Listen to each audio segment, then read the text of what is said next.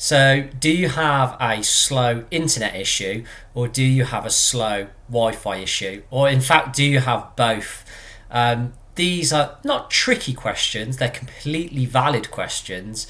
But sometimes people can interpret one problem when the problem is actually another thing.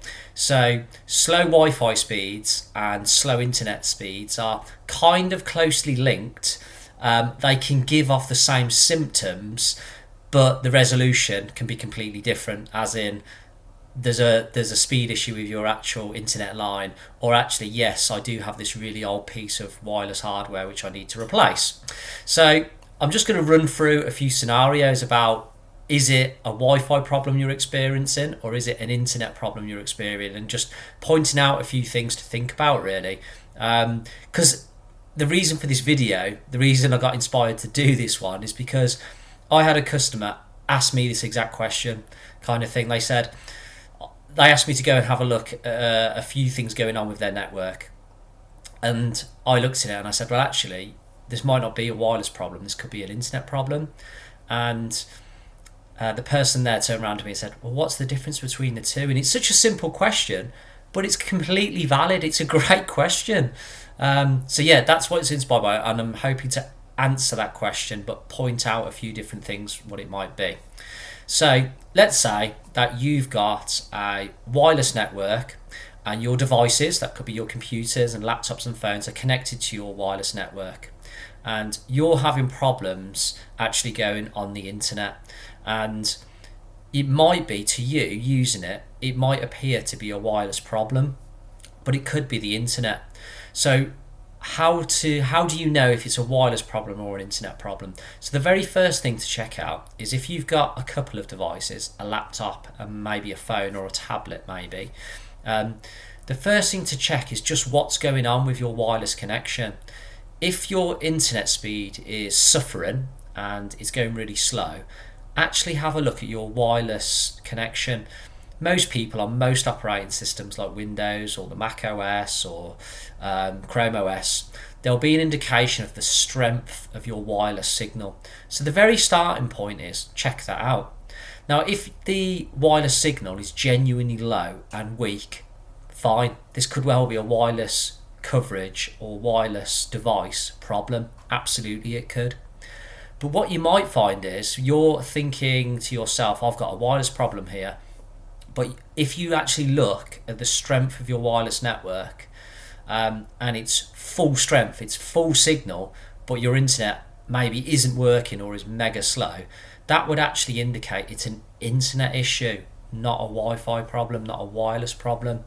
And it's important to differentiate and find out which one it is, because the solution can be completely different, or you might jump straight into replacing all of your wireless kit when it doesn't make any difference at all. Because if you've got an internet problem, it doesn't matter what wireless kit you put in, you're still going to have that slow internet issue.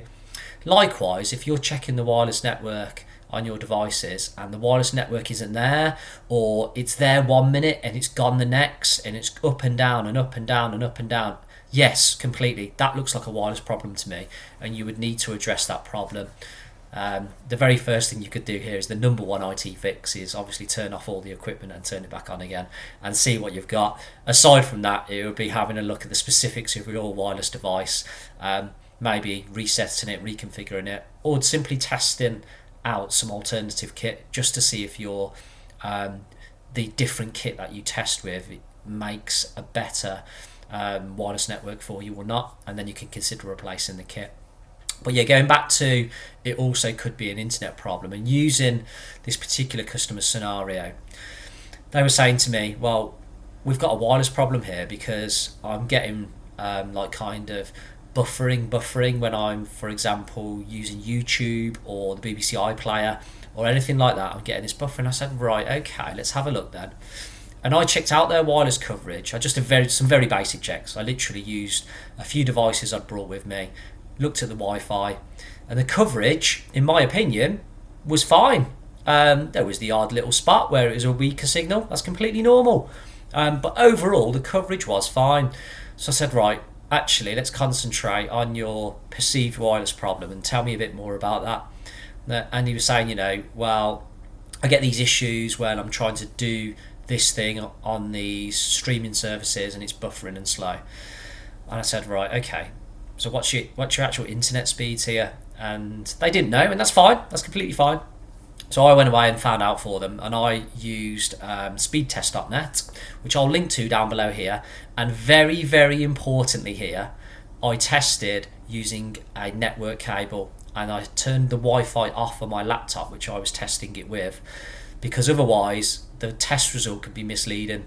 It could be when I use the speed test that it's actually my Wi-Fi speed it's telling me, not my actual internet speed. So top tip here, if you're using a speed testing website for your broadband, do as much as possible try and test from a computer which is wired into your router directly with Wi-Fi turned off, and that's the best way to get an accurate measurement of your internet speed. So having ran the internet speed for that customer, the speed test come out that this internet connection was around about 15 meg. So that's not amazing, but it's also not terrible. I see a lot worse, but it was 15 meg. But the important piece of information here was how many devices, how many people are we supporting on this network? And at any given time, it was right up to about 150. So at that point, I was like, right, okay, this is obvious now that you don't have a Wi-Fi issue. Your bottleneck is the internet itself. Because if I've got one person watching a HD movie on Netflix, and I've got another one using Sky Go on their mobile to catch up on the football highlights, and I've got another one watching a YouTube video, and I've got somebody else playing Spotify, and I've got somebody else using Spaceback and social media, the internet is just going to grind to a halt. Literally off a handful of people, it will grind to a halt. So what they were perceiving to be, we need to upgrade our wireless network here because we can't give all these people the coverage they need. That wasn't the case. The signal was there to support the coverage in terms of distance and speed that they needed in the areas they needed it covering. The bottleneck was the internet itself. So I could have gone in and said, not that I would here, just to stress this, but I could have gone in and said, yeah, we'll give you the best Wi-Fi network in the, go in, I'll get the most expensive, fanciest, super high speed Wi-Fi you can possibly get. I could have put all that in and they would have the same problem. They would 100% have the same problem because it all routes back to a 16 meg internet connection speed. And once I've got just a handful of people on that, using video services and music services and social media and downloading stuff, it's just going to grind to a halt, and there'll be people who have a decent connection, there'll be people dropping out, there'll be people probably not getting anything at all, and like I said, it can be misleading.